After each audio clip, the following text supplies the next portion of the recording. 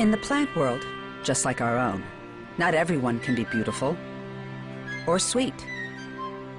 But even a lowly weed can get us to work for it, and quite slavishly at that, if it's clever enough to cash in on a skill that every plant is born with, its ability to make chemicals.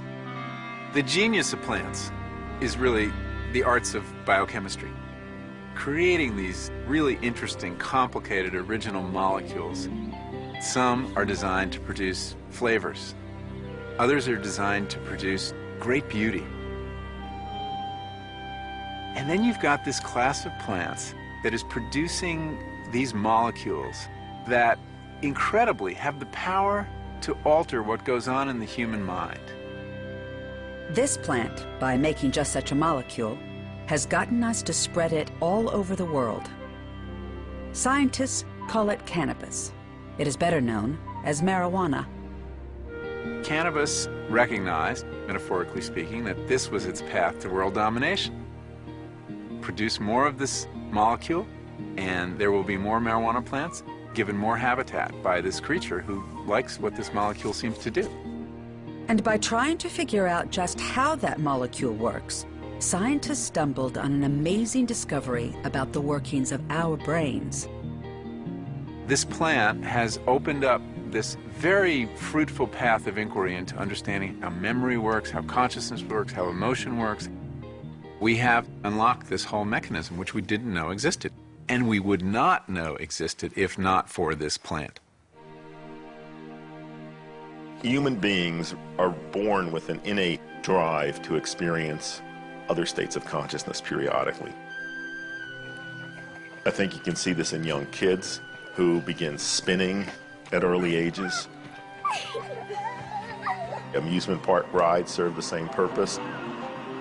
There's an endless stream of activities that can shift consciousness, everything from singing, dancing, having sex, jumping out of airplanes, and drugs are clearly one way of getting these experiences. People like to have that altered consciousness. I'm not saying that's good, but it's individuals seek it out.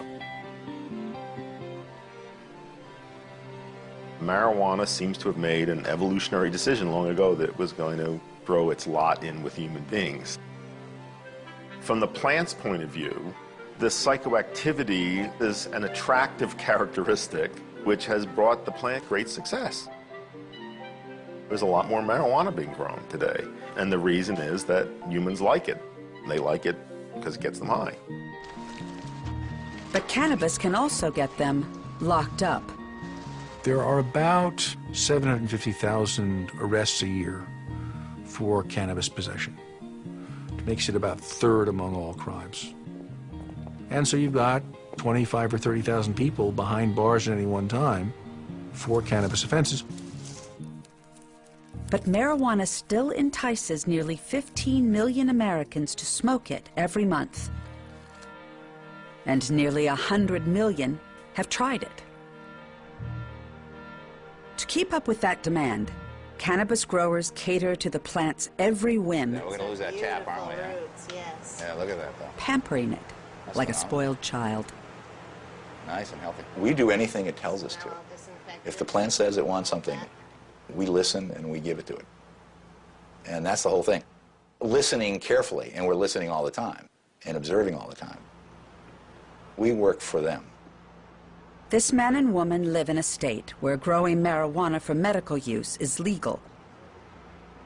We agreed to conceal their identities because they still risk prosecution under federal law. Yeah, that's a beauty. But whatever the legal risks, the horticultural challenges they face would be familiar to any farmer or gardener. It's a daily effort, and there are things like, oh, did we over-nutriate the water? Did we under-nutriate the water? Everything has really tight parameters, and we try to keep as tight as control as possible, but it's a battle. My associate is really the green thumb in this enterprise. And I've noticed that when she's not around for a couple of days, the plants know it. I mean, I'm not making that up. They literally know it. I mean, I almost hear them whispering, "Where is she? They don't do as well, they don't seem as happy. Strange as it may seem, these cannabis growers are part of a very long tradition. In every culture and in every age of history, an enormous amount of human energy has gone into the production, distribution, and consumption of psychoactive plants.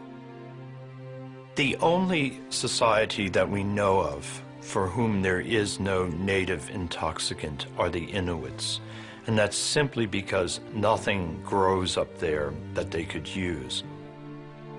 In almost every society, one or two or a small number of intoxicants are accepted. And not only accepted, but their use is actively promoted. And the rest are condemned. But there's no agreement from culture to culture as to which are the good ones and which are the bad ones. So you have alcohol, which is an everyday drug used in our society, that has a taboo on it in Islamic society. And though cannabis is illegal in most places today, many cultures throughout history have tolerated it. From the time the plant was first discovered in India and China thousands of years ago, people have seen it as more than just an intoxicant. Long before the discovery of aspirin, cannabis was used as a medical treatment for relieving pain. Dealing with pain, that's a tremendous part of human life. And it was a bigger part before modern times. We all did physical labor. We didn't have many painkillers. We didn't have antibiotics. And a lot of intoxicants, even if they don't diminish pain the way opium does, they take your mind off it. And that's very, very important. In 19th century America, cannabis was a popular treatment for conditions such as labor pains, asthma, and rheumatism. You could walk into any drugstore in America and buy tinctures of cannabis. Cannabis was included in all sorts of medical preparations, and it was legal. But everything would change in the 20th century when the plant got its new name, marijuana. The name came from Mexico, where cannabis was a popular intoxicant. In fact, Pancho Villa's rebel army sang a marching song about a cockroach who fueled himself with marijuana.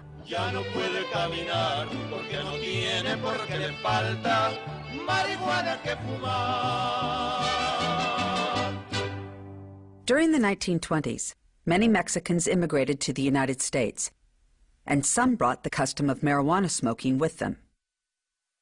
Cannabis was certainly more common among Mexican Americans and to some extent among African Americans in the 20s and 30s than it was among whites. I mean, you find it, very popular in the music scene in New Orleans, very popular among African American musicians. The jazz world was really soaked in cannabis. The great Louis Armstrong felt marijuana enhanced his ability to improvise. Cannabis proposes this idea of time stopping, of being able to explore the present moment. Forget the past, forget the future, just be there and see what you can come up with.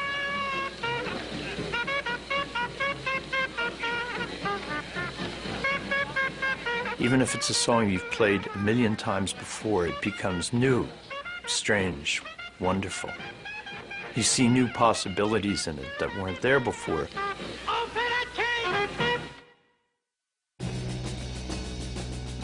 In the 1960s, use of marijuana soared. The drug had been illegal for more than 20 years. But that didn't stop an entire generation from embracing it. It was well suited to the spirit of that time. Every drug has its character, and cannabis's character is not about being hyper and working really hard. It is a drug that makes you not want to strive. It's about kicking back, listening to music. So it just kind of fit the spirit of the 60s. Marijuana seems to second the motion, no matter what the motion is. To many Americans, the fact that millions of young people were smoking marijuana threatened the very fabric of society. Those fears prompted the government to take action. Operation Intercept is designed to make it more difficult to bring marijuana into the country. Most of the marijuana was coming in from Mexico, and the plant soon found itself under attack. The weapon, a toxic chemical called paraquat. We have to remember that in the evolution of a species, everything counts as a factor of natural selection, including things like, the decision by the United States government in the 70s to pressure Mexico to spray herbicide on their pot fields. From 1975 to 1983, Mexican pilots doused the country's cannabis fields with the poison. There was some concern that it would get into the product coming north if it was cut right after it was sprayed, and that as people inhaled this, it probably wasn't very good for you. This is a drug testing lab in Palo Alto, California. The people here are receiving 300 samples of marijuana a day from smokers who want to know if their pot is contaminated. People are extremely anxious about this problem, and frankly, I don't blame them. Mexican marijuana began to develop a very bad name. This had the unintended consequence of creating a domestic marijuana industry that hadn't really existed before. It was concentrated in California, Hawaii, and other states whose climate was favorable for the tropical plant. Once this American marijuana agriculture got started, it was very, very successful, and the government was kind of shocked to find one year that the total amount seized exceeded their estimate of the total size of the crop. And they realized, I think we're missing something. There must be a lot more marijuana out there. And indeed there was, all over the West Coast. The government dispatched helicopters to find the fields and forced the growers out of business. When local and federal agents raided this marijuana field in Northern California today, they found more than $50,000 worth of marijuana ready to be harvested. A task force is waging an all-out war against pot. So with the rise of the drug war, in a way, you've got a threat to this plant. And it's very interesting to see how the plant coped. Cannabis, as plants so often do, found a way not only to survive the threat, but to come out ahead. And what happened? Well, the growers and the plant adapted. They moved indoors. The problem with moving indoors is this is a 12-foot tall plant. So what they needed were the genes of a shorter cannabis plant to breed with their tall plant. So the pioneers of indoor growing crossbred the tall, warm weather species, Cannabis sativa, with a low-growing mountain species found mostly in Asia, Cannabis indica. They brought together these two great strains in the marijuana family and created a plant that was short, fast, and strong. The plant, which had once been a skinny little piece of ditchweed, is now a pampered, spectacularly good-looking, multicolored, rich, resinous being. Hardly the species it was before at all. It's turned completely into something else. Nurtured by creative indoor gardeners, cannabis is now a far more potent plant than it was a generation ago. The key to that transformation was stripping away the rule of nature and replacing it with our own. It's an artificial environment, completely artificial. Everything about our natural world is unnatural. Everything. It's really like a super plant. In the natural world, the plants here would be 6 to 9 months from seed to harvest. That's just simply inefficient. You couldn't justify an operation with such a slow turnaround. So instead of 6 to 9 months in my world, these plants live their entire life cycle in 90 days. To get them to do that, the plants are subjected to precisely controlled amounts of nutrients, water, and light.